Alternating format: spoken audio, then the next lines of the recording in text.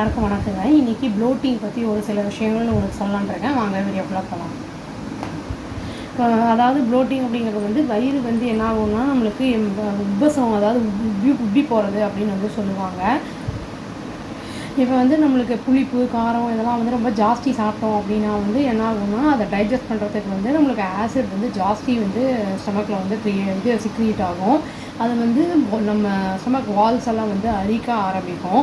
அதுவே வந்து அந்த ஆசிட் வந்து சிக்ரீட் ஆகும்போது என்ன ஆகும்னா உங்களுக்கு அந்த கேஸ் ரிலீஸ் ஆக ஆரம்பிக்கும். அப்போ வந்து அதனால் வந்து வயிறு வந்து உங்களுக்கு ப்ளோட்டிங் ஆகும், அதாவது வந்து உப்பி போயிடும், பெருசாகும்.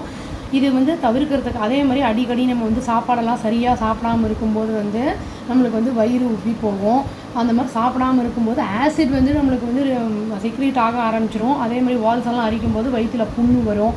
அப்படியே நம்ம வந்து அதை கவனிக்காமல் விட்டோம்னா அது கேன்சராக மாறும். அதனால் வந்து டைமுக்கு எவ்வளோ தேவையான சாப்பாடோ அந்த அளவுக்கு வந்து சாப்பாடை வந்து சாப்பிட்டுட்டு நம்ம இந்த மாதிரி ப்ராப்ளம்ஸ் எல்லாம் தவிர்த்துக்கலாம்.